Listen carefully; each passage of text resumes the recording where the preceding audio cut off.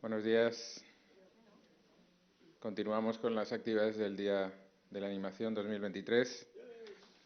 Y aquí tenemos a Raúl García, que viene a hablarnos del mundo del storyboard.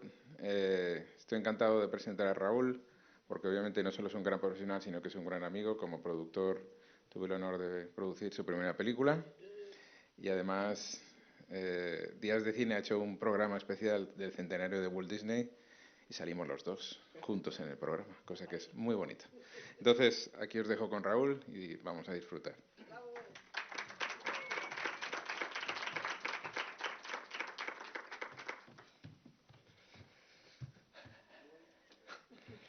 A ver, vale, parece que funciona. Pues hola, buenos días a todos y bueno, pues muchas gracias por este maravilloso día de la animación y muchas gracias por venir a esta charla. La cosa va a ser un poco informal y desde luego si en algún momento tenéis alguna pregunta, pues por favor decirlo y si no, pues dejaremos al final un ratillo para preguntas y respuestas. Tecnología. Soy Raúl García y bueno, mi vida en la animación es bastante extensa, llevo como cerca de 35 años o incluso más trabajando en animación, más especializado en largometrajes y bueno, pues últimamente en todo tipo de proyectos de animación, ¿no? Yo realmente empecé como animador, entonces mi, mi background es de animador 2D tradicional, de los de papel y lápiz, ¿no? Y poco a poco en mi carrera, según he ido avanzando a la dirección y a la supervisión de animación, pues sí que he tenido que enfrentarme pues a este mundo del storyboard, ¿no? Que es el tema del que vamos a hablar, ¿no? Como animador trabajé 10 años en Disney, donde pues fue no solo una experiencia laboral increíble, sino también fue una experiencia educativa increíble, dado que tuve la oportunidad de explorar a fondo los 70 años de historia de los estudios a nivel de poder tener acceso a dibujos de animación originales, storyboards y todo el material de películas que se habían hecho en el pasado, ¿no? Uh, la idea de hablar sobre storyboard viene precisamente de esto, por un lado, del el tener que trabajar a nivel storyboard durante un montón de proyectos, una vez que pasas a la dirección. Y por otro lado, como educador, yo doy masterclasses alrededor del mundo y doy clases de animación en la Salle College of the Arts en Singapur, donde siempre me he encontrado que en todos los proyectos de animación de todos los estudiantes, pues siempre hay una carencia de entender un poco que el storyboard es los cimientos de una película, ¿no? Entonces de ahí viene el intentar explicar un poco el proceso y de ahí viene también la publicación de un libro que se llama Manual del artista de storyboard, donde intento de alguna forma pues dejar claro conceptos que yo suponía que eran claros, pero que a la hora de enfrentarse a alguien que no tenga mucha idea de storyboard o que quiera dedicarse a la animación o incluso a la imagen real, pues es interesante explorar, ¿no? El storyboard es, como he dicho antes, el esqueleto que articula una narración cinematográfica, una narración de todo tipo, de hecho. Entonces el storyboard se emplea en cine imagen real, en cine animación, videoclips musicales, animación para televisión, incluso hoy en día el storyboard se utiliza para grandes eventos, tipo los conciertos pop de Taylor Swift o de Shakira, o las inauguraciones de grandes eventos tipo Olimpiadas. Pues todo eso se visualiza de primera forma con el uso de storyboard, ¿no?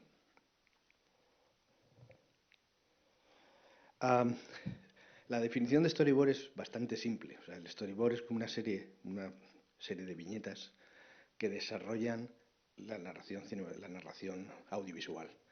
Y en ese sentido sí que lo que quisiera aquí un poco es desmitificar esa idea que se tiene de que la animación es un proceso muy complicado y que la animación es un proceso muy caro, etcétera, etcétera. Porque sí que es cierto que cualquiera que sea el proceso de creación audiovisual, bien sea en imagen real, bien sea en animación, el storyboard es la fase más, digamos, barata del proceso en cuanto a que te permite visualizar lo que aquí vas a querer contar, ¿no? Y entonces, mediante el storyboard, lo que hace el storyboard es que es una herramienta de comunicación. Es la herramienta por la cual el director o la directora se comunica con el resto del equipo que va a trabajar en la película, ¿no? Y de nuevo, en estos momentos no estoy haciendo ninguna diferenciación entre imagen real y, y animación. De hecho, últimamente, en este mundo en que vivimos, en el cual las fronteras entre lo que es imagen real y lo que es animación están como muy diluidas, pues el storyboard es muy importante a la hora de planificar películas de imagen real, cosa que antes pues tampoco se utilizaba con tanta frecuencia, pero últimamente en un mundo que estamos hablando de decorados virtuales y que estamos hablando de la asistencia de toda la imaginería de CGI, de imágenes por ordenador, pues el storyboard es una herramienta básica pues para que los directores se comuniquen con los directores de fotografía, con los actores, con el equipo de efectos especiales, etcétera, etcétera, ¿no?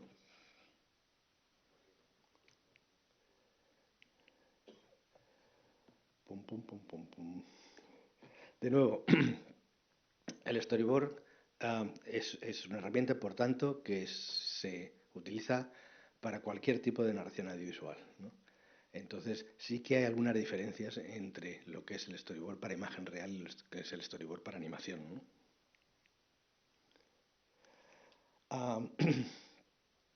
En el storyboard para cine hay básicamente ciertos elementos que se tienen que comunicar y que hacen la vida más fácil a gente como pues, los directores de fotografía, ¿no?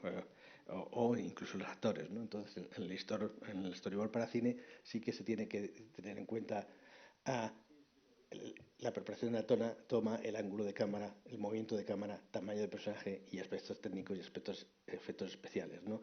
Todo esto, digamos que son más o menos, de alguna forma, comunes con el storyboard general de animación. Lo que pasa es que, claro, obviamente en el cine de imagen real todo hay que prepararlo antes y los atrezos, personajes, todo existe ya, ¿no? Y la labor del director, la directora, consiste pues en alguna forma coreografiar la escena, organizarse con el director de fotografía y pues hacer esa narración cinematográfica cuya complexión, o sea, el final del proceso está en el montaje.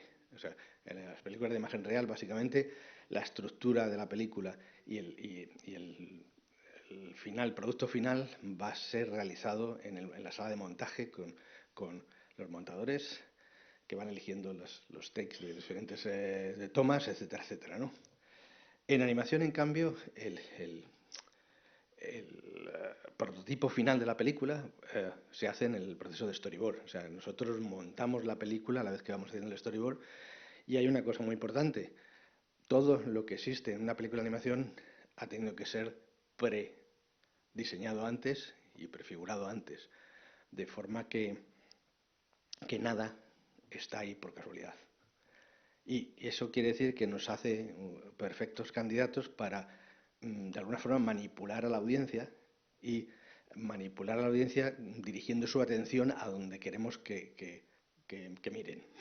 Y eso es una cosa muy importante contra el storyboard de imagen real, ¿no? O contra la filmación de imagen real. Tú coges una cámara, la sacas aquí afuera y siempre hay pues un cable que no debe estar, la abuela que saca el perro y que interrumpe la toma, la composición que no acaba de funcionar pues porque un avión pasa. O sea, hay miles de problemas a la hora de componer la imagen.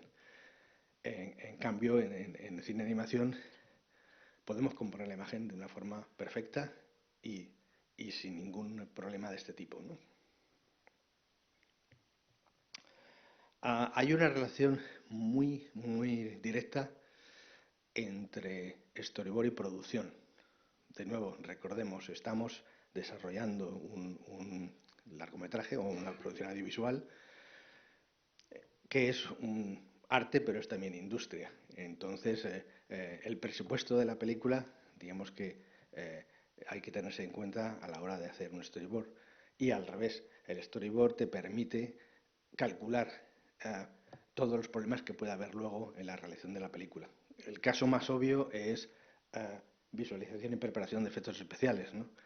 Aquí he sacado un ejemplo de la película Blade Runner, y obviamente con esta visualización, con este storyboard, los productores pueden fácilmente juntarse y decir, bueno, pues vamos a ver la primera viñeta, el primer paso del story es Los Ángeles 2024, y ahí tenemos como una panorámica, la cámara que avanza y unas chimeneas que arrojan fuego y tal, ¿no? Entonces, desde ese momento se puede plantear, esto se puede hacer con una maqueta, se puede hacer con un matte painting, se puede hacer en CGI, en animación por ordenador. El fuego puede ser generado por partículas o va a ser fuego que vamos a filmar como un elemento aparte y componerlo. Y todo eso obviamente tiene una repercusión a la hora del presupuesto, ¿no? En el segundo panel, donde tenemos ahí la nave de Decker en el edificio Tyrrell, pues a lo mejor ese shot es muy complicado de hacer, pues porque hay que construir la fachada del edificio y hay un movimiento de cámara. Y a lo mejor el presupuesto no da para hacer eso, y de pronto, bueno, pues esto no va a ser un movimiento de cámara, va a ser una cámara fija donde vamos a poner un overlay delante de fuego, y la nave va a ser un modelo en 3D o va a ser generado por ordenador o lo que sea. Entonces, ese tipo de consideraciones son importantes a la hora de hacer un storyboard. De nuevo, si nos estamos planteando el hacer el storyboard de una batalla entre dos ejércitos, si se tiene todo el dinero del mundo, pues se puede hacer un bonito plano general con 400 caballos por un lado, 500 caballos por otro lado, que de pronto pues colapsan en el medio y hay una gran batalla, ¿no? Pero si el presupuesto de la película es reducido, en esta fase se puede plantear, vamos a poner en el primer plano un guerrero con un escudo que nos cubre como la mitad de la pantalla, y en segundo plano vamos a poner dos o tres guerreros que corran, y atrás como ruido y pues un grupo determinado de caballos que no hace falta los 200, ¿no? Entonces, obviamente, de nuevo, en imagen real, la planificación, el storyboard, es muy importante a la hora de ahorrar dinero o a la hora de plantearse este tipo de producciones, ¿no?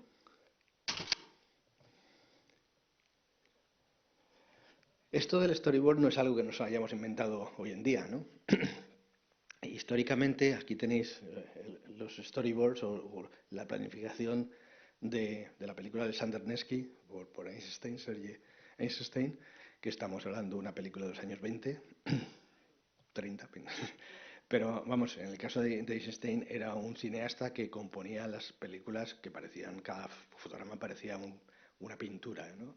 Y utilizaba muy bien la luz y la sombra, utilizaba perfectamente la profundidad de campo. Y entonces este hombre, cuando se ponía a rodar, pues sí que hacía sus pequeños bocadillos. 18 me dicen por aquí. 38, vale. Gracias.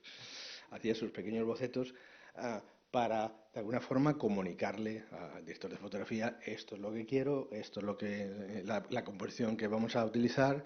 E incluso, y me imagino yo que en este caso, que había muchas cosas rodadas en decorados, estos pequeños storyboards servían para ir al departamento de atrezo y al departamento de construcción de decorados para exigir y ver qué parte se iba a ver, cómo lo podíamos pintar, etcétera, etcétera. Entonces, de nuevo, el storyboard en este caso es una herramienta de comunicación total, ¿no? El caso más famoso de usar storyboards en cine lo tenéis con Hitchcock. Alfred Hitchcock planeaba sus películas con mucho cuidado y muy meticulosamente, y en este caso tenemos aquí el storyboard de la famosa escena de la ducha de Alfred Hitchcock, ¿no? de Psicosis, que fue realizado por Saul Bass, un diseñador increíble, un genio en su campo, uh, y que era colaborador en títulos de crédito y en diseño de logos, etcétera, etcétera. Y en este caso Hitchcock lo contrató para que diseñase la escena esta de la ducha. Escena que si la ves en pantalla tiene un ritmo increíble, es una de las escenas más terroríficas de la historia del cine y que obviamente pues necesitaba una planificación muy cuidadosa por varios motivos, ¿no? Un motivo era el crear esa tensión de ese asesinato terrible de Janet Leigh, y a la vez también había un problema práctico de censura, es decir, en la película en los años 60 las reglas de censura eran muy rigurosas y obviamente aquí estábamos lidiando con una, una protagonista desnuda en una ducha donde había que calibrar y calcular muy mucho pues lo que se tenía que mostrar en pantalla, ¿no? Y entonces gracias al storyboard Hitchcock pudo elaborar su escena, su secuencia, que es prácticamente exactamente igual a lo que se había diseñado, ¿no? Entonces, pues este es el ejemplo más digamos, famoso del uso de storyboard en películas de imagen real, ¿no? Uh, Obviamente una de las cosas que se tienen que ver, que uno piensa cuando hace storyboard es, en realidad nos enfrentamos con una pantalla en blanco que digamos que hay que amueblar, ¿no? Y, y la composición es vital a la hora de contar una historia, a la hora de cómo se compone la imagen, cómo se reúnen todos esos elementos que van a dar al espectador la información necesaria en cada plano para que el espectador en su mente pueda entender lo que está pasando en la película, ¿no? En este caso, el formato de pantallas es muy importante porque nos hace pensar en la cantidad de elementos que tenemos que poner en la película en la pantalla para conseguir una buena composición, ¿no? Y que eso influye un montón pues, en la narrativa también. Inicialmente la composición era más cuadrada, el 1:33, y bueno, pues según han ido pasando los años, el formato de pantalla se ha ido ampliando, ha ido variando. En los 60, con la llegada de la televisión, de pronto surgieron los formatos superpanorámicos de Panavisión, etcétera, etcétera, etcétera, el 2:35 y arriba, ¿no? Y últimamente, pues el formato con el que hemos quedado como medio estándar es, un momento, este de aquí, 1:85, ¿no? que es el formato digital que utilizamos normalmente en televisión y también en cine, ¿no? Luego también, obviamente, están los formatos IMAX y etcétera, etcétera, pero en general es una cosa a tener en cuenta, ¿no? Uh, Imagen real contra animación. ¿Qué diferencias hay en el storyboard, ¿no? Entonces, obviamente elementos como planificación, composición, iluminación, contraste, perspectiva, movimiento interno del plano y movimientos de cámara, todo esto más o menos es común a ambos medios, ¿no? En los casos de la imagen real, todos estos movimientos se definen en el storyboard con flechitas, pero en el caso del storyboard de animación se tienden a hacer una planificación mucho más completa, donde se dibuja el movimiento de cámara o se indica con diferentes medios, ¿no? Cosas como actuación, continuidad y coreografía y la acción, esos cuatro elementos en el storyboard de imagen real no se contemplan tanto, principalmente porque la dirección de una película de imagen real incluye pues, dirección con los actores y la coreografía se monta con los camarógrafos y de esa forma el trabajo de equipo se reduce a la labor del set, del director o la directora en el set trabajando con todo el equipo, ¿no? En cambio, en animación, de nuevo, el storyboard es una herramienta de comunicación, pero también es una herramienta que nos sirve a narrar, ¿no?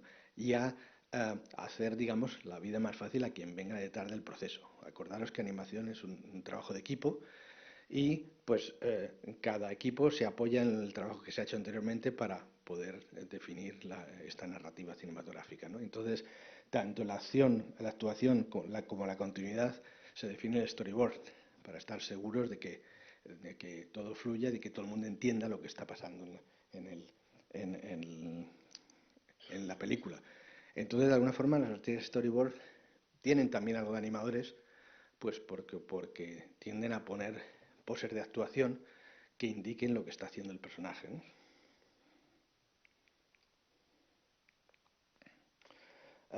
Obviamente, volviendo a los clásicos, increíble, pero la primera persona, el primer estudio que utilizó storyboard en su realización fue Disney, ¿no? Entonces, aquí tenéis el storyboard más o menos rudimentario de Steamboat Willie, donde Disney utiliza este formato, todavía muy crudo, pero por lo menos da una continuidad y un principio, medio y final al corto este de Steamboat Willie, que fue uno de los primeros cortos que hizo Disney con Mickey. Antes de Disney, realmente no se utilizaban storyboard. Antes de Disney, los directores, pongamos una película de Félix el Gato, ¿no? pues Pat Sullivan, o Tom Esmer en este caso, se juntaba con los animadores y decían, la película que vamos a hacer es Félix en el circo, ¿no? Y entonces los animadores se iban a su cubículo y dibujaban gags y animaban gags sobre Félix en el circo, y luego eso se juntaba y pues eso, 7 minutos que dura el corto, pues hasta de aquí a aquí ya está, y eso era, con lo cual era una sesión de gags, pero realmente no había un elemento unificador que diese una narración cinematográfica clara, y que las películas tuviesen un sentido de principio, medio y final claro, ¿no? Y Disney fue como el primero que se dio cuenta de que hacía falta ordenar todo este material gráfico, y Steamboat Willie fue la primera película en que se utilizó este sistema, ¿no?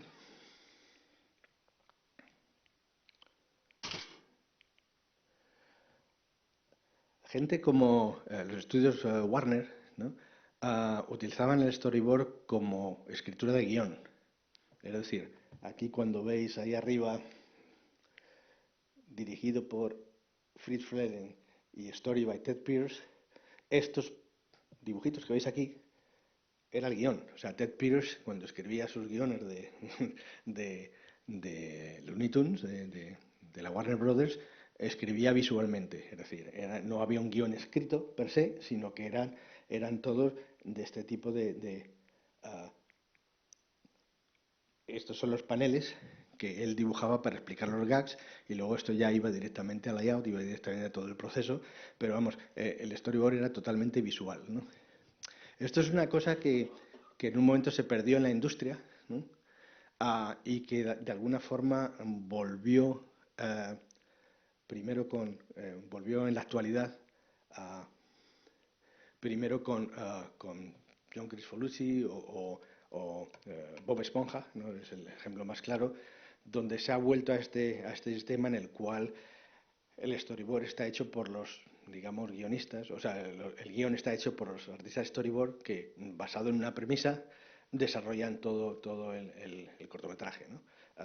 Y esto es algo que últimamente se ha desarrollado mucho más. Por contra, el otro sistema, que es trabajar con un storyboard, trabajar con un guión en el cual el artista storyboard ilustra ese guión, ¿no? Entonces, sí que hay dos formas muy diferentes de trabajar el storyboard. Uno, el storyboard basado en el artista de storyboard, en el artista que desarrolla la historia, y otra, el storyboard basado en el guión, donde la historia básicamente está ya escrita y se ilustra, ¿no?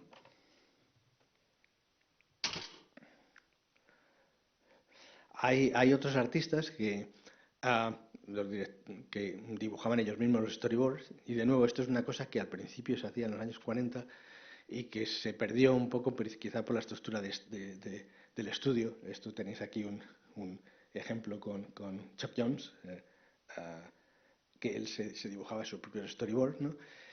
Y que en la actualidad esto suele pasar en anime. En la industria de anime de Japón, el directora de la película suele ser la persona que se encarga de dibujarse el storyboard entero. O sea, las películas de Miyazaki, están dibujadas por Miyazaki. O sea, todo el storyboard de la película se lo ha hecho Miyazaki él solito, sin ningún equipo.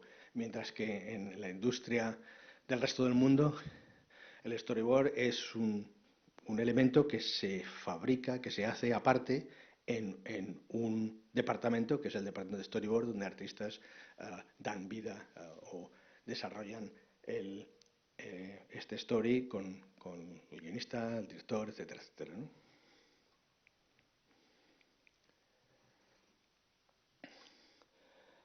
El storyboard es tan importante a la hora de narrar, ¿no? Que especialmente en televisión, antes de producir un episodio, antes de producir una serie, se hacen biblias de producción y dentro de esas biblias de producción ah, se, se hace una especie de guía de cómo se debe hacer el storyboard. O sea, en este caso estamos viendo la biblia de producción de Los Simpson y, de nuevo, si vemos en la historia de Los Simpson, que son 35 años haciendo una serie de televisión, si nos cogemos un episodio de la semana pasada y otro de hace 20 años, la forma de narrar es más o menos igual. O sea, Los Simpson tienen un canon de narración que se establece en el storyboard y que ese canon de narración se ha establecido desde el principio cuando se creó la serie, indicando un poco lo que se puede y lo que no se puede hacer, qué tipos de planos se pueden utilizar, qué tipos de planos no se pueden utilizar, ¿no? Entonces, bueno, pues en ese sentido, el storyboard sirve también para establecer esos patrones, ¿no? Cuando nosotros vemos en televisión alguna serie y de pronto la serie viene catalogada como, van a ver ustedes el episodio piloto, ¿no? El episodio piloto no es solo el primer episodio de una serie, sino el episodio piloto es el episodio que da la pauta de cómo se van a narrar el resto de los episodios de las series, ¿no? Con lo tanto, es bastante importante establecer las normas del juego, digamos, y esas normas del juego se establecen en el departamento de storyboard, ¿no? Lo cual es muy interesante porque es como otra función que de alguna forma nadie teníamos concepto de que existía y que es muy importante a la hora de eso, especialmente formar una biblia de producción para el futuro, ¿no? Esto obviamente pasa más en serie de televisión que en cine. En cine no es totalmente diferente, ¿no? Entonces, bueno, pues todas estas historias que os estoy contando vienen a raíz de este libro que he escrito, que se llama Manual del artista storyboard, donde voy desgranando pues todos los conceptos importantes a la hora de hacer un storyboard, ¿no? Y son conceptos básicos que van desde cuál es la función del storyboard en una narración a un poco hablar de la cinematografía, de conceptos cinematográficos, conceptos de narrativas de cine que hay que saber, pues porque en el fondo estamos lidiando con una narrativa, estamos intentando contar una historia al público, ¿no? Y luego factores más digamos, interesantes a la hora de lo que es dibujar el storyboard, como composición, como perspectiva y básicamente los elementos visuales que componen ese storyboard, ¿no? De nuevo, cuando hablamos de storyboard no estamos hablando solo de los dibujitos, o sea, no estamos hablando solo del material gráfico, de lo que se dibuja o se cuenta. Estamos hablando también de toda la información que necesitas dar en un storyboard para que todo el equipo que venga después entienda y puedan traducir esa información a todos los elementos que hacen falta para producir una película de animación, ¿no?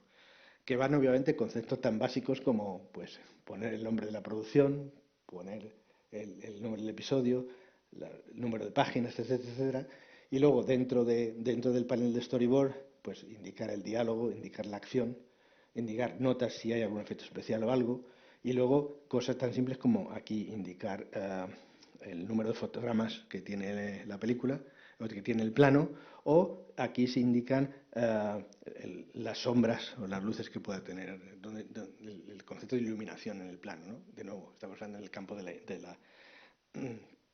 estamos hablando en el campo del dibujo animado, ¿no? ¿Qué es lo que pasa? que de nuevo, en el proceso de storyboard también estamos hablando de los procesos narrativos y por lo tanto es importante saber el lenguaje cinematográfico, ¿no?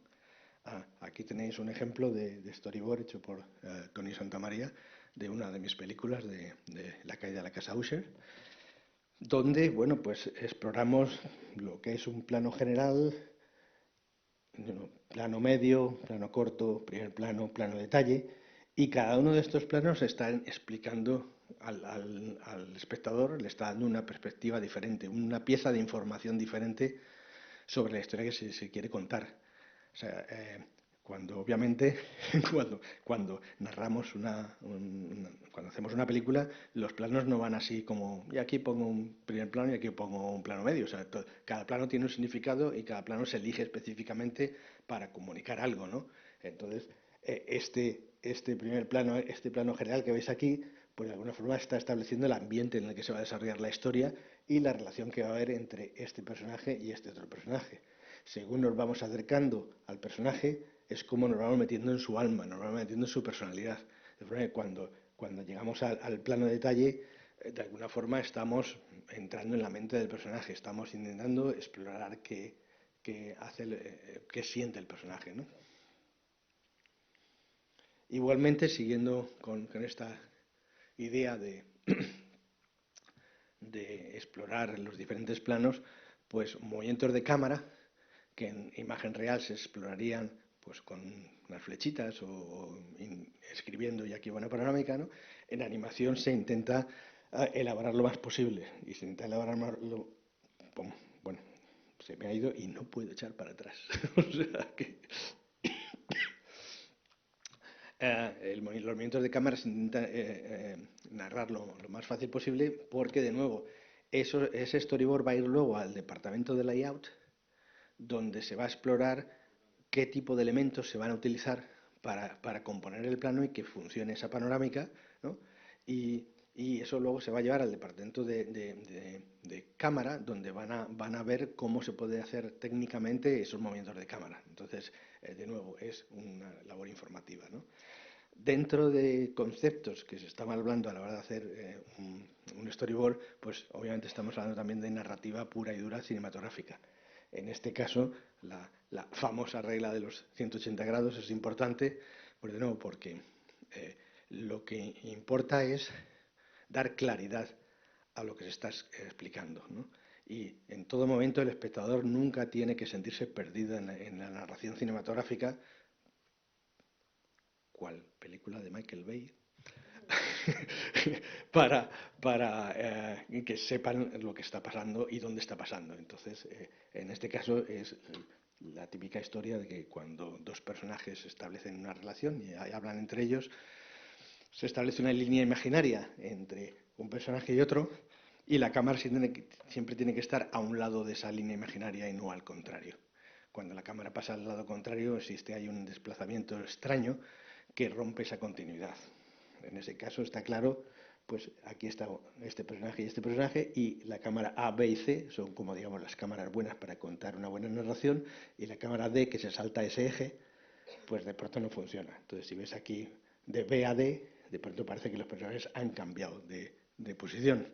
En cambio cualquier composición B, C, A, C, B, etcétera, esos tres funcionan perfectamente y en todo momento el espectador sabe quién está hablando dónde y en qué espacios geográficos están, ¿no?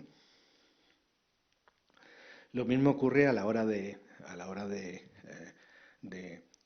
hacer una escena de diálogo, ¿no? En una escena de diálogo, plano contra plano, normalmente se suele poner la cámara 1 sería este ángulo, esta cámara sería este otro ángulo, y luego tomas internas de uno y otro lado facilitan la comprensión de quién habla dónde, ¿no? En este caso sí que lo que se hace en el storyboard es que se planifica el espacio de cada personaje. Cada personaje ocupa un espacio y en este caso utilizamos una regla de tercios donde cada personaje está situado en un tercio de la pantalla y no importa cómo cambiamos de plano, el personaje respeta ese tercio, de forma que si este personaje está aquí y esto está vacío, el lado vacío en el fondo implica que este personaje está al otro lado, ¿no? Entonces, de nuevo, son normas básicas de narración cinematográfica, no específicas de storyboard, pero específicas de cinematografía, ¿no? Una cosa importante también es, pues eso, jugar. ¿Cómo puedes jugar subliminalmente con el espectador? De nuevo, el storyboard es como un ejercicio básico de manipulación, ¿no? Y lo que hacemos es que empleamos todos los elementos, subliminales o no, para dar sensaciones en la narrativa, ¿no? En este caso, la idea es ver este personaje que está amenazando a este otro personaje, ¿no? Esto sería como la idea general. Si queremos darle un énfasis, podemos jugar con la perspectiva y de pronto, gracias a la perspectiva, pues vemos las líneas que confluyen a este personaje e incluso la iluminación, ¿no? Entonces, una vez que establecemos esto, es como si haces una línea imaginaria en medio de la pantalla, este lado pertenece al matón y este lado pertenece al pobre individuo que le están amenazando, ¿no? De forma que si queremos hacer una escena en la cual el matón avasalle de alguna forma al personaje pequeñito, lo que tienes que hacer es lentamente que este personaje invada esa otra mitad del otro personaje. Es decir, entonces, si ves la sucesión aquí, cada vez es más como angustioso hasta que llega aquí donde totalmente este personaje ha invadido el espacio de este personaje. Y de alguna forma esta manipulación del espacio funciona para crear tensión, para crear en el fondo lo que está intentando narrar, ¿no? De nuevo, la composición en storyboard es vitalmente importante porque como hemos dicho, somos manipuladores natos del espacio y somos capaces con el storyboard, con la composición, de guiar el ojo del espectador al sitio específico que queremos que mire, ¿no? Entonces, reglas tan básicas como, pues eso, la regla áurea en este caso, funcionan de maravilla para crear ese fluido, ese flujo visual, ¿no? Si empezamos aquí arriba, espérate, aquí arriba, esta barandilla nos conduce a este pie, nos conduce a la maleta y nos conduce al foco de la acción, que es estos dos personajes que entran en esta mansión, ¿no? Y hay una fluidez visual. Aquí igualmente el ojo entra por aquí por el ataúd, pasa por nuestro amigo Roderick aquí, que está totalmente concentrado en poner unos clavos aquí en el ataúd de su hermana Madeleine, ¿no? Entonces el foco, el flujo de atención va aquí hasta el martillo y de ahí de alguna forma vuelve otra vez al ataúd, ¿no? O aquí, esta es la presentación, imagen icónica de la película, la presentación de la casa User y del personaje que viene a visitar a su amigo, donde esta rama de aquí nos lleva a este tronco de aquí, del tronco nos lleva al caballo, del caballo nos lleva al personaje y el personaje nos indica a la casa, ¿no? Entonces son, digamos, trucos, cosas que se hacen, a veces se hacen intuitivamente, otras veces se hace pensando realmente lo que quieres hacer, ¿no? Pero que esa composición es vital. Entonces, desde ese punto de vista, pues todo tipo de líneas y composiciones basadas en líneas geométricas son muy efectivas a la hora de planificar, a la hora de nuevo, guiar al personaje, de guiar al espectador al lugar de atención donde el espectador va a tomar esa información y archivarla en su cerebro para que con la información que le damos en otros planos antes y otros después pueda construir su película, nunca mejor dicho, ¿no? Y obviamente a nivel técnico, al nivel de producción, pues esto nos da básicamente un montón de información sobre las cosas que tenemos que tener en cuenta a la hora de hacer este plano, ¿no? Otra cosa importante es la geografía, dónde están los personajes y la dirección en la que se produce la acción, ¿no? No, esto parece una perogrullada, parece una cosa muy simple, pero cuando alguien se plantea hacer un storyboard de lo que sea, lo más normal es hacerse un plano de donde suceden las cosas para tener continuamente claro qué elementos van a salir y en qué dirección vamos, ¿no? En este caso, de nuevo, esto es una serie de planos de otra de mis películas, de La máscara de la muerte roja, donde existe un paseo, un carromato llega hasta la puerta del castillo, luego anda hasta el interior del castillo y dentro del castillo hace un recorrido por diferentes habitaciones, ¿no? Entonces, para mantener ese flujo, para que esté claro que el personaje va de A a B, pues un plano es muy importante porque te permite ir eligiendo el tiro de cámara, ir eligiendo el flujo de las imágenes, hacia dónde van, y en todo momento tener al espectador con la clave visual de qué está viendo y dónde están los personajes. Me decía una vez un artista de storyboard en DreamWorks que ellos tienen esta costumbre de que en cada plano, cada dos planos que hacen, tienen que meter un establishing shot, un plano general, para indicar dónde están los personajes, ¿no? Para que el espectador no se pierda, ¿no? De nuevo, a la hora de elaborar un storyboard, obviamente el guión es una pieza clave, es muy importante, y ya en el guión, si el guión está bien escrito, el guión ya te da las pautas de lo que tienes que dibujar, de lo que tienes que hacer. No obstante, al hacer un storyboard, normalmente no empiezas trabajando así en grande, como si fuese un storyboard, un cuadro que vayas a poner en el comedor de tu casa, sino que se empieza haciendo thumbnails, se empieza bocetitos del tamaño de un sello de correos, así más o menos, donde puedes ir indicando composiciones, indicando planos, viendo si funciona o no funciona, y sobre ello, vas construyendo esa narración, ¿no? Hay varios tipos, en este sentido, hay varios tipos de storyboard, y cuando uno empieza a enfrentarse a una película o a una narración, no empiezas desarrollando todo el storyboard así de golpe, de plano primero a plano segundo, sino que empiezas con lo que se llama un beatboard. Es decir, una vez visto el trozo de guión que se quiere ilustrar, es una cuestión de, a ver, cuáles son el mínimo de paneles que puedo dibujar para que alguien que no tenga ni idea de qué va esta secuencia entienda perfectamente qué es lo que pasa, ¿no? Y eso en general suele pasar a nivel largometraje. Cuando tú escribes un largometraje y quieres empezar a moverlo por ahí, hacer un pitch, hacer una Biblia, lo que sueles hacer es un beatboard, es decir, 15, 20 imágenes de diferentes momentos en ese largometraje que expliquen lo que está pasando. De forma que con el mínimo de imágenes puedas contarle a alguien la historia de la película, que obviamente visualmente entra mucho más que si le empiezas a contar y entonces pasa esto, entonces pasa lo otro, ¿no? Entonces, en este caso, por ejemplo, este es un ejemplo claro de... Esta es una serie de televisión que hice hace tiempo, ¿no? Y que la premisa de la serie es que este señor aquí se encuentra una lámpara maravillosa que tiene un genio, básicamente el genio le hace la vida un poco imposible.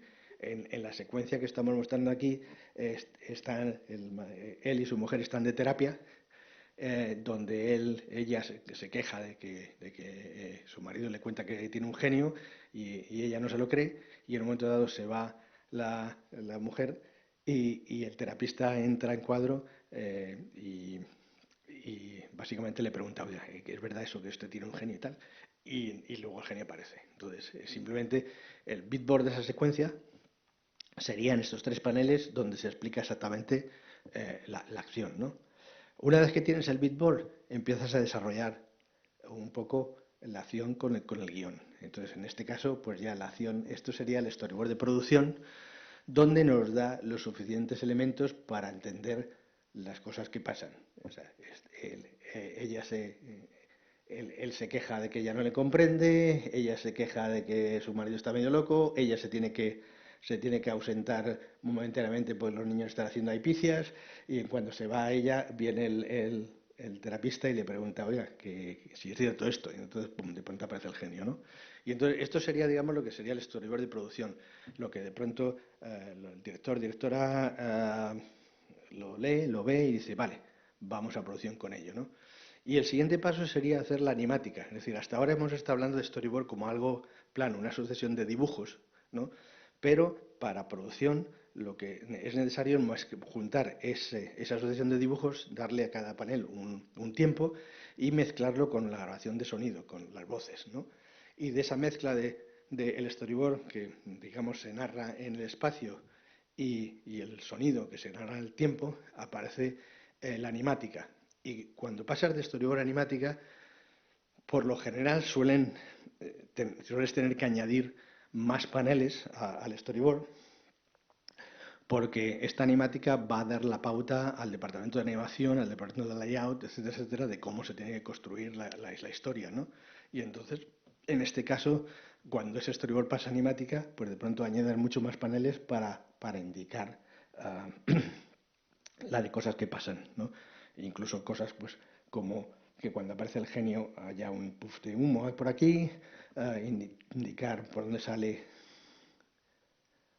ella, por dónde entra él, etcétera, etcétera. O las cosas que pasan alrededor, ¿no?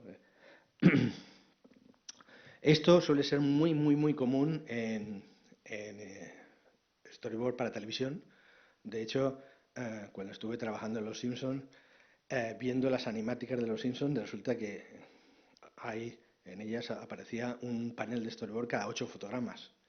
Entonces, un panel de storyboard cada 8 fotogramas significa que la película sale del departamento de animática prácticamente animada, ¿no? Pero claro, esto es muy común cuando la producción de la animación per se tiene que hacerse en otro país diferente, otro país que puede ser culturalmente diferente al tuyo, que pueden o no saber inglés o el idioma en el cual se haya hecho el storyboard en mayor o menor medida, y entonces hay que dar toda la información posible para que no haya error alguno, para que no haya misinterpretación, para que de pronto nadie entienda lo que se está haciendo de una forma que no se debe de entender, ¿no?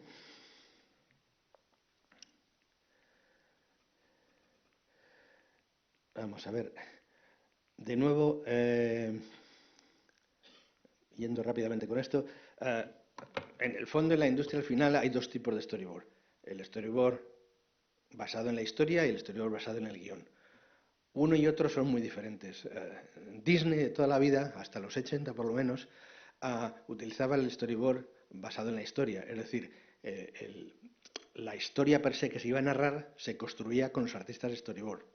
Existían unas escaletas de acto primero, acto segundo, acto tercero y, digamos, la estructura dramática de lo que se quería contar, pero luego la historia pasaba del plato de storyboard donde los artistas elaboraban esas secuencias, las desarrollaban y Disney, Reitman o quien fuese el director de la película, les guiaba decidiendo qué es lo que se iba a utilizar, qué es lo que no se iba a utilizar, y luego al final había como una especie de un guionista que ponía orden a aquello y transcribía lo que se veía visualmente en los paneles con el guión o con las frases de diálogo para hacer el guión propiamente dicho.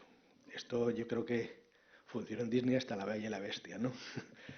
Y luego a partir de La Bella y la Bestia empezó a haber una estructura de guión más clara, de guión escrito del principio a final, pero claro que podía descarrilarse en cualquier momento. O sea, el guión de Aladdin estaba bastante claro cómo iba a funcionar hasta que de pronto entró Robin Williams en la sala de grabación y al leer las líneas del genio, pues de pronto empezó a improvisar y a hacer todo tipo de desviaciones del guión que obligaron a la película de pronto a tomar otro camino utilizando esa genialidad, ¿no? Entonces, pero por lo general suelen ser, este tipo de películas solían ser más basadas en los storyboard artists que en el guión férreo, ¿no? Otro tipo de películas tipo pues Paramount con The Rugrats in Paris o los Wild Thornberrys, las adaptaciones que Paramount hizo de serie de televisión a cine eran más basadas en guión. El guión está escrito y los artistas storyboard de alguna forma ilustran ese guión sin poder salir de lo que es, ¿no? Esto en televisión es más claro en, por ejemplo, serie de televisión tipo Adult Swim o series para adultos de animación, donde la estrella es el guión, la estrella es el guionista, ¿no? Y entonces también es verdad que por la naturaleza de la serie de televisión, cuando una serie de televisión se empieza, ya existe eso, la Biblia de producción con cómo se tiene que hacer el storyboard, todos los fondos hechos, todos los diseños de personajes hechos, etcétera, etcétera. La función del artista storyboard es básicamente ilustrar eso sin salirse demasiado de lo que hay escrito, ¿no? En el campo del largometraje, o especialmente en el campo del largometraje en Disney o en DreamWorks también pasa, pues cuando se empieza a hacer el storyboard de una película todavía no están diseñados todos los fondos, todavía no están diseñados todos los personajes, no está clara la estructura, etcétera, etcétera, ¿no? Y eso hace que la producción de cine sea como un poco más compleja, porque realmente no se empieza con un guión férreo escrito, ¿no?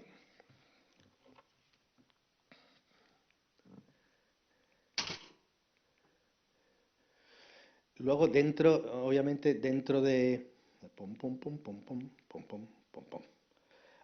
Dentro de lo que es un guión para largometraje, eh, hay diferentes tipos de storyboard. O sea, se empieza con exploraciones visuales, es decir, buscar pues ese tipo de beatboards, buscar esta película que vamos a hacer pasa en la época medieval, en un mundo de dragones. Bueno, pues de alguna forma las exploraciones visuales te permiten ver ese mundo, visualizar ese mundo de alguna forma, ¿no? El guión ilustrado, que es una vez cogido el guión, buscar esos momentos y ilustrar momentos de él para de nuevo hacerse una idea de cómo va a ser la narración, ¿no?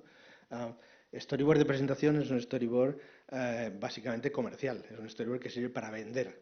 De nuevo, cuando alguien va a hacer una serie nueva, lo más normal es llevar esos paneles de storyboard totalmente bonitos y perfectamente dibujados y encima en color y tal, pues para venderle el producto y decir esto es cómo vamos a hacerlo y esto es el producto final, ¿no? Y realmente no tiene nada que ver con cómo se va a narrar la historia luego, pero es algo que sirve como elemento de merchandising, ¿no? Luego, investigación gráfica, storyboard exploratorio es si creamos un personaje, vamos a investigar las posibilidades cómicas de ese personaje. Y entonces se hacen secuencias, escenas en storyboard para explorar, para ver si la cosa funciona, para ver qué tipo de fisicalidad va a tener ese personaje, qué tipo de relación van a tener los personajes, ¿no?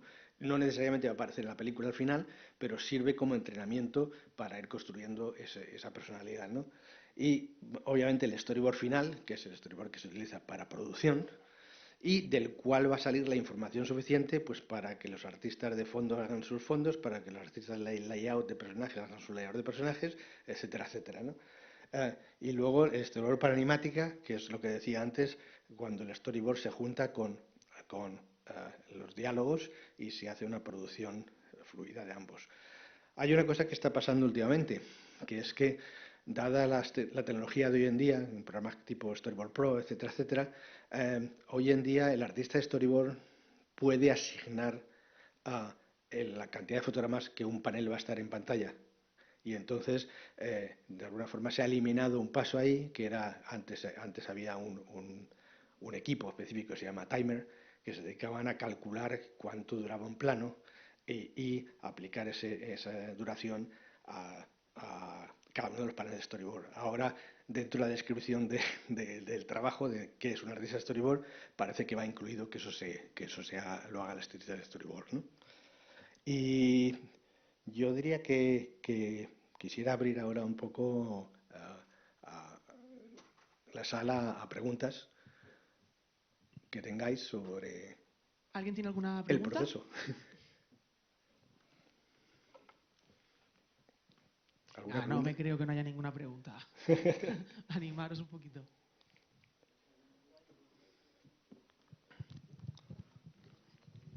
Sí, yo más que referentes al storyboard, bueno, perdón, sí, primero que nada muchas gracias por la charla. Ya. Yo ya conocía tu trayectoria, pero la verdad es que sí que me sorprendí cuando mostraste todas las películas en las que habías trabajado y yo mi pregunta era más referente a eso. Yo una de las películas en las que no sabía que habías trabajado era Katy la oruga. Sí. Yo soy un gran fan de los estudios Moro, de su estilo. Me encanta ver los anuncios que hacen en los 50 y 60. Entiendo que fue de tus primeros trabajos, por Sí, lo que no sé si recordarás mucho de esa experiencia, pero bueno, yo quería saber cómo había sido sí, trabajar en los estudios Moro y cómo fue trabajar en sí. esa película. Bueno, gracias. Pues esto me tengo que retroceder años y años porque fue como el primer largometraje en el cual yo llegué a trabajar, ¿no? Katy Caterpillar, Katy la oruga una película de producción mexicana, pero que estaba realizada por los hermanos Moro. Y claro, el estudios Moro en entonces eran como estudios bastante pequeñitos, ¿no? No tenían suficiente gente. Entonces yo por entonces trabajaba en otro estudio aquí en Madrid que se llamaba Estudios Filman, donde hacíamos producciones para América, tipo Los Picapiedra, Los Pitufos, animación para televisión, ¿no?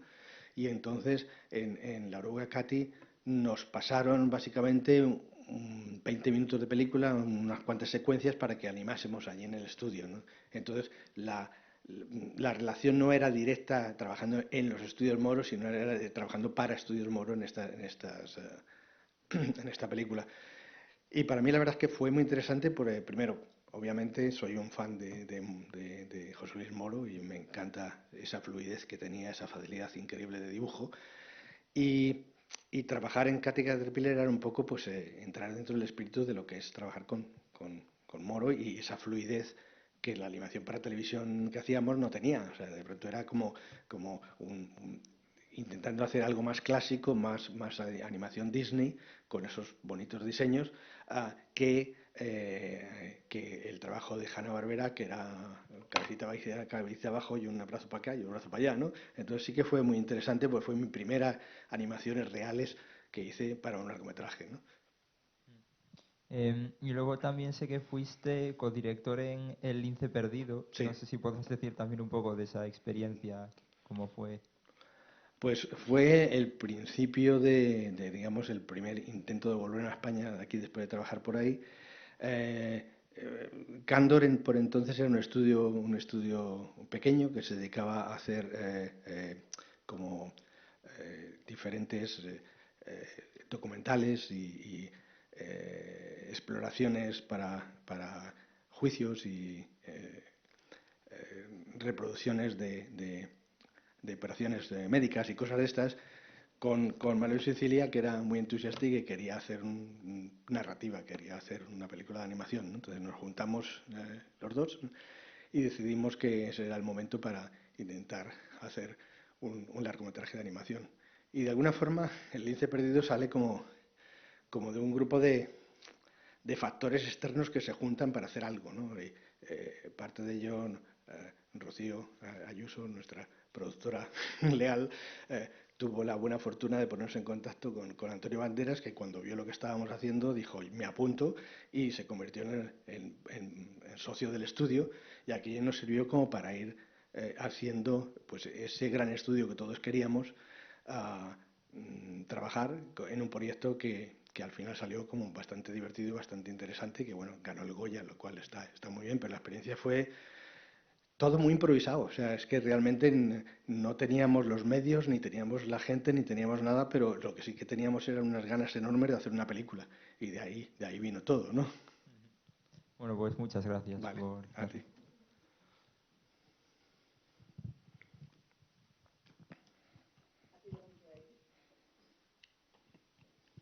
Hola, Hola. ¿Dónde estás? Que no te veo. aquí hay... Ah, Buenas, ok. buenas. Gracias por la Vale, charla, muy interesante. Un gracias. par de preguntas a nivel de industria actual y del storyboard. Ujú. Por un lado, has explicado que hay como estas dos partes de el story basado en como que creas el guión en el momento y luego basado en el guión. Y me da la sensación que ahora hay como una tercera vía quizás, que no sé si tienes algún comentario al respecto, que es tipo series como Midnight Gospel y tal, donde la voz va como muy en paralelo a la imagen y entonces ahí hay incluso una labor de guión paralelo de lo que se muestra. Y no sé cómo se categorizaría eso dentro de si ahí los storyboarders están siendo guionistas Sí, yo creo que no. Yo creo que ahí esa voz viene pautada y bien escrita, y los artistas storyboard están ilustrando lo que la voz dice. O sea, que realmente ese ejemplo que pones, yo creo que pertenecería al storyboard basado en un guión, ¿no? O sea, el storyboard basado en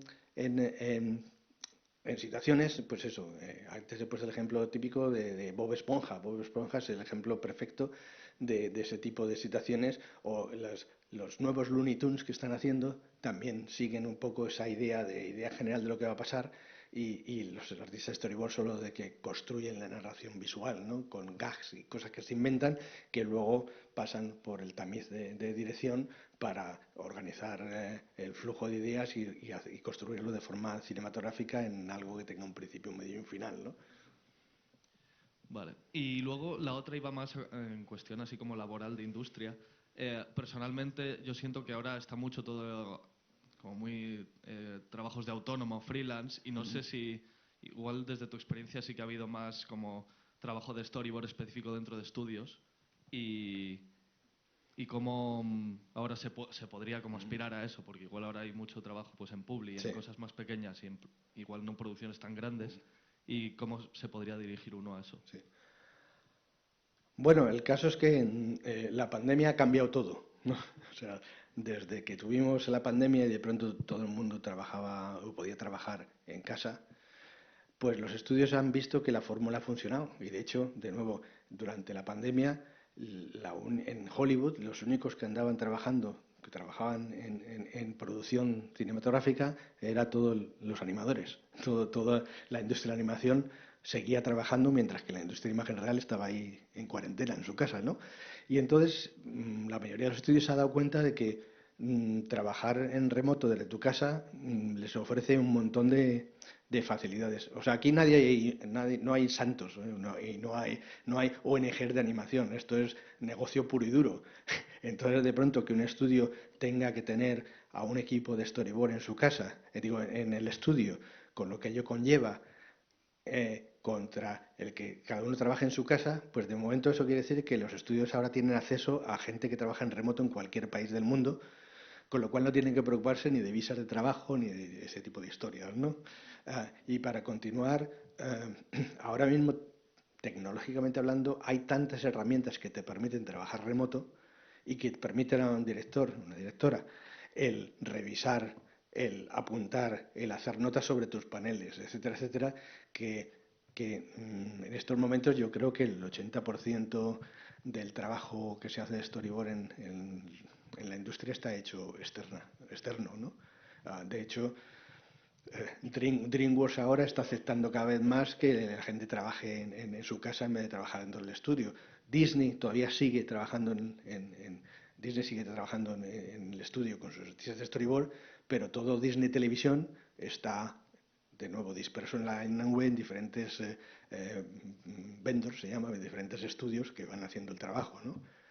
Entonces, desde ese punto de vista, yo creo que ahora más que nunca es muy fácil entrar dentro del mercado de storyboard, porque además storyboard es una de las fases de producción que es más necesaria. Y de nuevo, las líneas están totalmente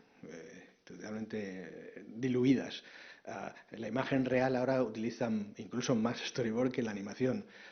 Hay películas, bueno, todo el universo Marvel se tiene que construir con un storyboard férreo, porque nada es real, o sea, porque incluso los actores, o sea, la masa, el Iron Man y compañía no son los actores, sino que es una conjunción de la cara del actor en un cuerpo generado por CGI, por ordenador, bajo un fondo que no es real, etcétera, etcétera. O sea que eso hay que visualizarlo de alguna forma, ¿no? Y los artistas storyboards, yo creo que ahora mismo tienen un mundo mucho más amplio de oportunidades de trabajar que cualquier otro, ¿no?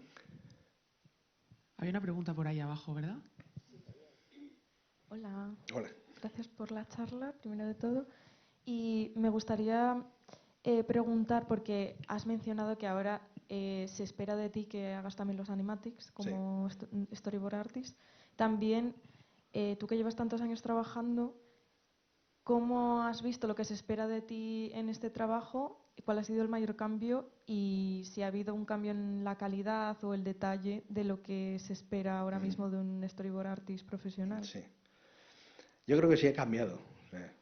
De nuevo, el más por menos está ahí, como siempre, bueno, sí que ha cambiado bastante, o sea, porque de nuevo, antes el artista storyboard se esperaba que, pues, que hiciese su trabajo y que hiciese el story, que funcionase a nivel producción, y luego, de nuevo, eso pasaba al departamento de animática, donde se hacía el timing de los paneles y se construía la animática, y luego eso pasaba al departamento de workbook, que básicamente es un departamento donde se analiza cada panel y se decide qué elementos van a ir de producción va a ir en ese panel. O sea, es decir, si hay de pronto un fondo, se decide este fondo se va a hacer en CGI, este fondo se va a hacer con multiplano, cuántos elementos de multiplano va a haber, etcétera, etcétera. O sea que había un proceso ahí enorme de departamentos para confeccionar esa imagen final, ¿no?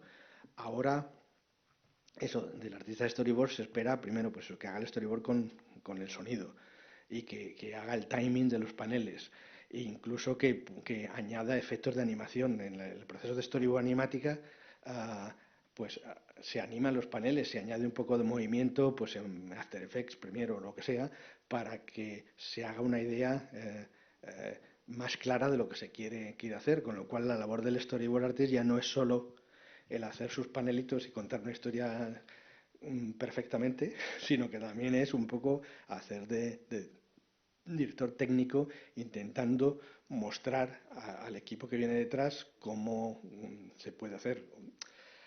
Que en el fondo al final no es una cuestión del equipo que viene detrás, a lo mejor es una cuestión de que esto tiene que pasar por una serie de ejecutivos que no han visto una animática en su vida y hay que dárselo mascadito para que entiendan exactamente lo que pasa sin que pregunten ¿y esto por qué es en blanco y negro? ¿No?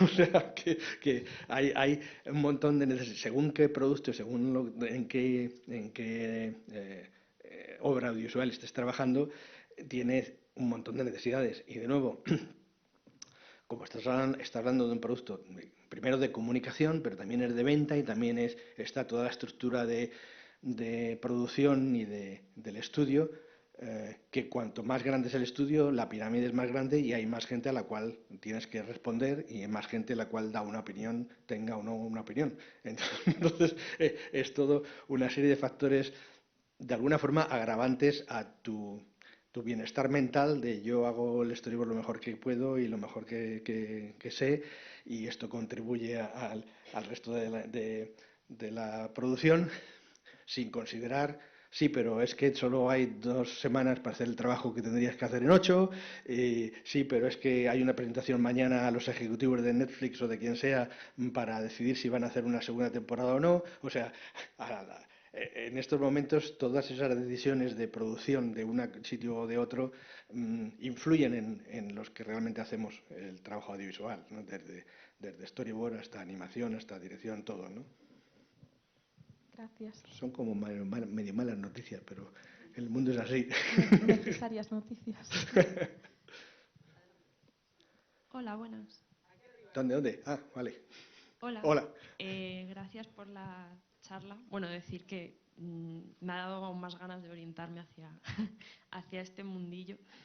Yo te quería preguntar, relacionado con eso, actualmente estoy estudiando ilustración, pero no sé cómo podría abrirme paso un poco para encontrar trabajo relacionado con esto. O sea, si el tema de ilustración está bien, a lo mejor la pregunta da lugar a mucho, ¿no? Pero más o menos, ¿cómo podrías presentarte al mundo laboral relacionado con el storyboarding? Sí.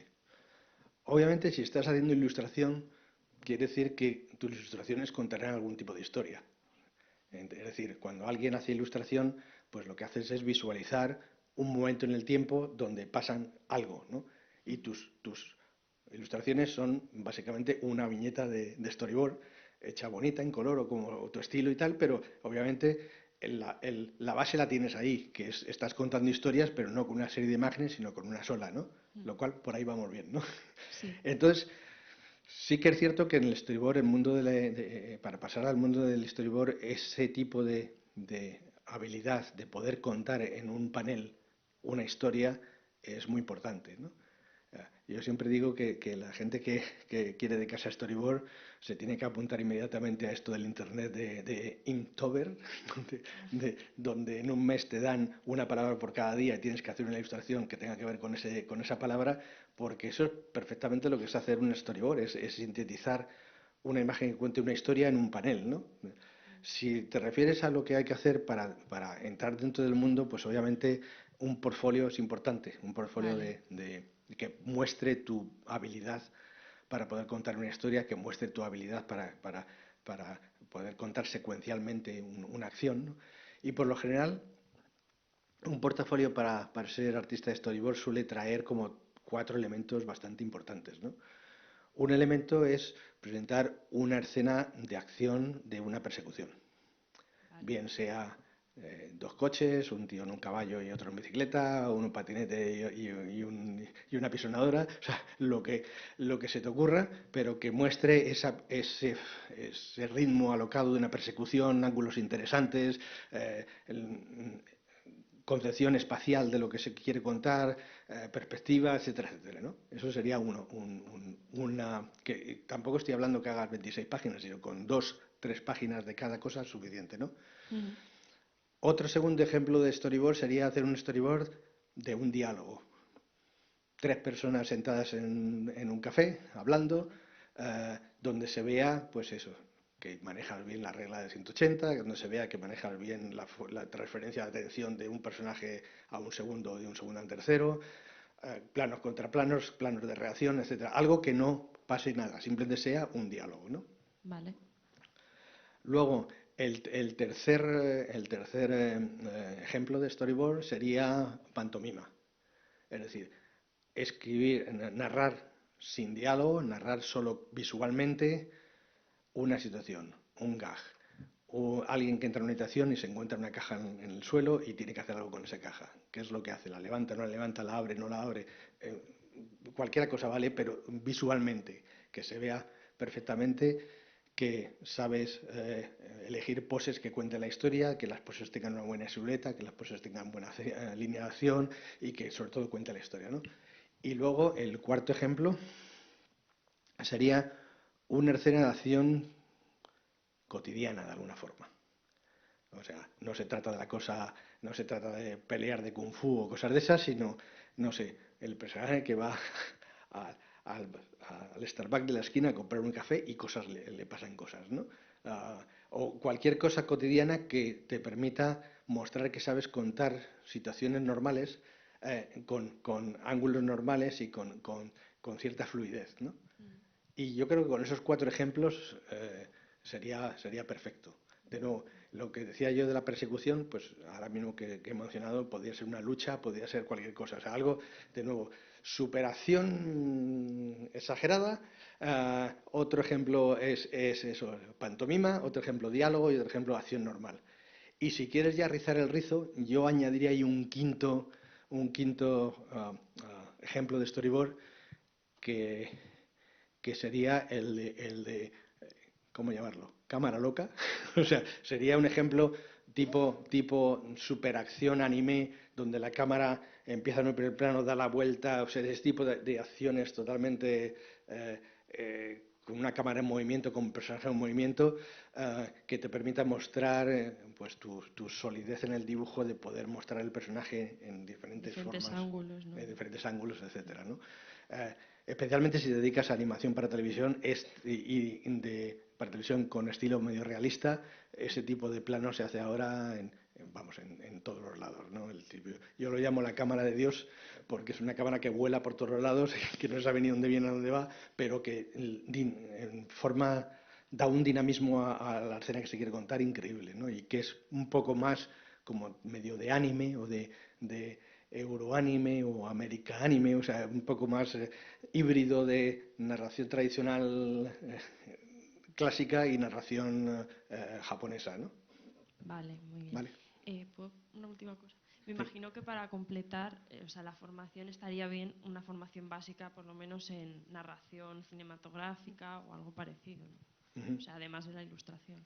Sí, obviamente ver cine funciona, ver teatro Hollywood, funciona, sí. ver la vida funciona. Vale. O sea, y a mí lo que me pasa es que, aparte de gustarme la animación y ser mi pasión y mi forma de vida, también me gusta el cine y soy un cinéfilo impedernido y me encanta ver películas continuamente. Entonces, pues eso yo creo que algo se pega, ¿no?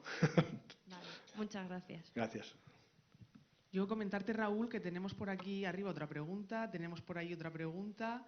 Nos hemos pasado de tiempo. Soy consciente de que tienes más diapositivas por poner. Entonces te comento para saber si continúas con la charla 5 minutos más con el PowerPoint, me refiero. Yo creo que si seguimos O- con las preguntas, creo ¿O prefieres que continuar con las preguntas? yo creo que sí, que las preguntas es más... Vale, lo decía por si tenías algo que quisieras mostrar sí o sí. No, porque ahora mismo he llegado un poco como a paneles ilustrados de Vale. ejemplos que he ido hablando, ¿no? Vale, Pero yo pues creo que sí. ¿no? terminamos las preguntas, ¿vale? Para que nadie se quede sin preguntar, aunque estemos pasados de tiempo, ¿vale? Sí. Hola. Hola, ¿Dónde? aquí. Ah, vale. No, mi pregunta era más que nada, siendo que empiezan, o sea, en Storyboard empezás tan temprano en la producción, más que nada la relación con el diseño de personajes y dirección de arte, por ejemplo, hasta qué punto se retroalimentan, cómo funciona más que nada el workflow Ujú. en ese sentido, tipo, a ti te dan el personaje y luego tú haces el storyboard Sí. en base a eso, o a veces pasa al revés, o... Pues de nuevo, hay una diferencia muy gorda entre storyboard para largometrajes y storyboard para televisión. ¿Ok? En storyboard para televisión, de nuevo, el proceso empieza con esa biblia de producción que se hace al comienzo, donde está ya indicado el estilo del storyboard, pero donde ya también se indica qué tipo de fondos, cómo son los personajes están perfectamente diseñados, están ya perfectamente calculados cuántos colores van a tener, que hay poses de los personajes de expresiones, poses de los personajes de acción, etcétera, etcétera, con lo cual tú cuando empiezas un storyboard para televisión, a ti te dan el pack de fondos que ya hay hechos, te dan el pack de caracteres de personajes que haya hechos y el pack de la biblia de producción para más o menos si hay eso, se hace cómo hacer o cómo no hacer los storyboard o las claves de realización, de explicar. En esta serie de televisión no vamos a utilizar planos generales, vamos a utilizar planos medios, primeros planos y cuando hagamos primeros planos, esos primeros planos van a ser dibujados con todo detalle para que si hace un primer plano de un agujero de la nariz se vean los pelitos y las espinillas, ¿no? Ese tipo de cosas, ¿no? Entonces, desde ese punto de vista ya lo tienes todo preparado, todo hecho, ¿no?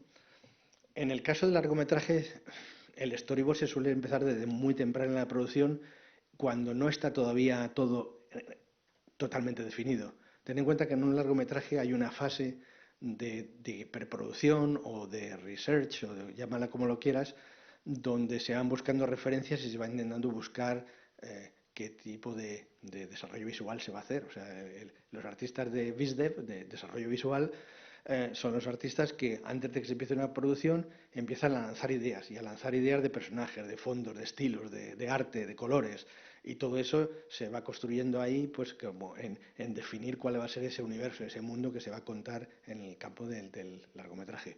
Con lo cual, cuando tú llegas a trabajar en storyboard para el largometraje, pues todo está definido pero no.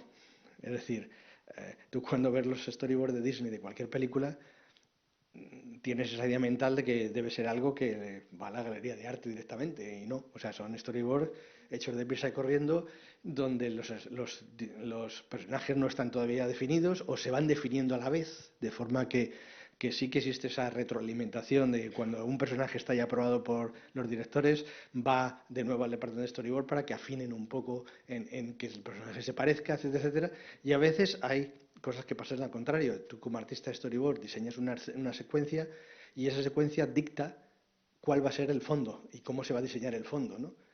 Entonces, pues sí que hay un proceso de colaboración entre unos y otros donde todo es muy fluido, todo va funcionando para construir ese producto. Y no es tan rígido como en el campo de la animación para televisión. Entonces, de ahí viene la diferencia principal, ¿no? Hola, buenas. Hola. Eh, Muchas gracias gracias por la charla. Mi pregunta era más a nivel de experiencia personal, especialmente de Los Simpson, porque es una serie que veo desde muy pequeña y quería preguntar cómo es la experiencia para ti de trabajar para una serie tan grande y en qué aspectos de la producción trabajaste. Sí. Bueno, lo mío fue un poco accidental. O sea, bien es cierto que en mi lista de cosas que quiero hacer antes de morirme tenía ahí apuntado trabajar en Los Simpsons alguna vez, ¿no? Entonces, lo mismo que estábamos hablando que en esa serie hay una biblia de producción perfecta para que esté claro cuál es cada uno de los planos, cómo se va a contar cada historia, una vez al año se saltan eso por la ventana y es en los episodios que hacen para Halloween, que se llama Treehouse of Horror, donde de pronto pues hacen parodias de películas famosas, buscan formas locas de narrativa. El episodio del año pasado hicieron un episodio que era en estilo anime y de pronto Homer Simpson era de anime, ¿no? Entonces, en un momento dado, decidieron hacer una parodia de Bambi. Esto fue hace 2 o 3 años, ¿no? Y pues buscaban el perfil de un animador que hubiese trabajado en Disney y pues que de alguna forma les ayudase a hacer esa secuencia, ¿no? Y entonces me llamaron. Entonces, claro, de nuevo, pues, ¿cómo no voy a decir que no? O sea, y entonces me llamaron con la idea de trabajar como un mes en Los Simpsons para hacer este episodio, porque realmente la producción de Los Simpsons es súper rápida. O sea, básicamente en un mes hacen un episodio, ¿no? Y entonces todo va escalonado para hacerse toda la serie de continuidad, ¿no? Y entonces estuve un mes trabajando en este episodio y luego lo que pasa es cuando acabé el episodio pues me engancharon para otro y acabé como trabajando como 4 o 5 meses en el estudio, ¿no? Y la experiencia la verdad es que fue súper interesante porque de nuevo pues trabajar en Los Simpsons es como un lujo, ¿no?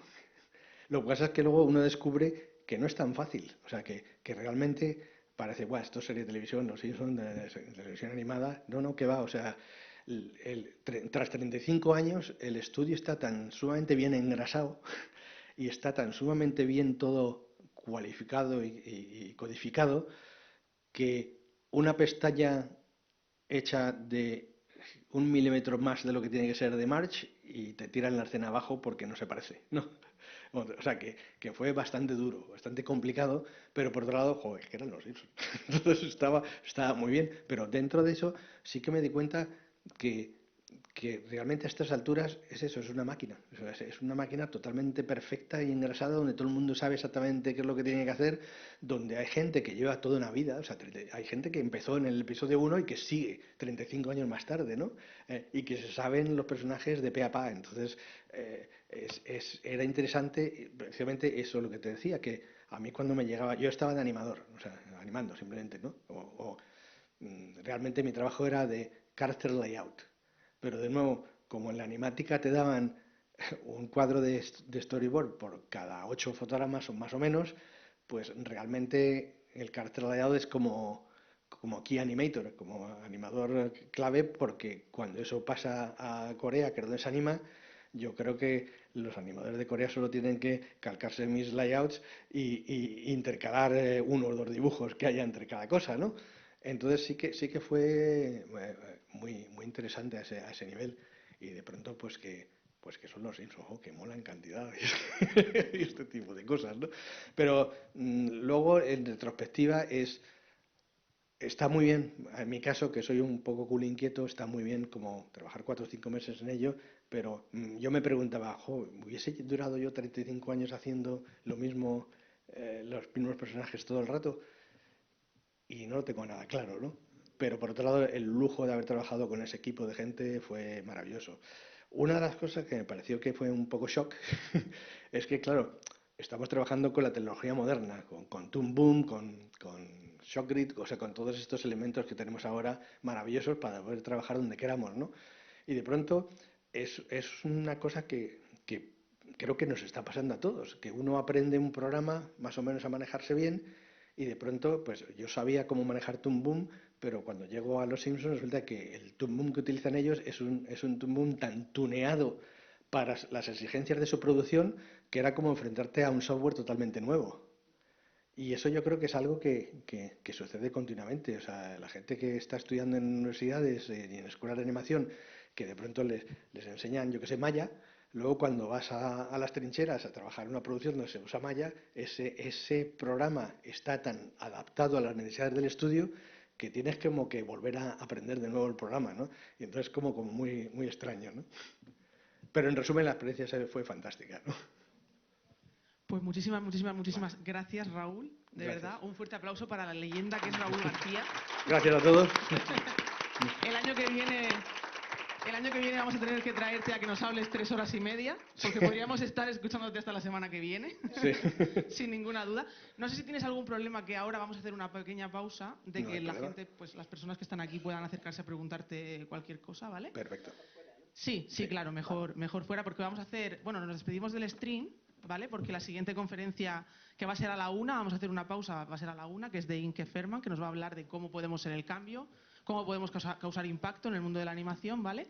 Es en inglés y tenéis traductores fuera que podéis coger sin ningún problema. Y va a ser exclusiva para las personas de sala, porque vamos a cortar stream, ¿de acuerdo?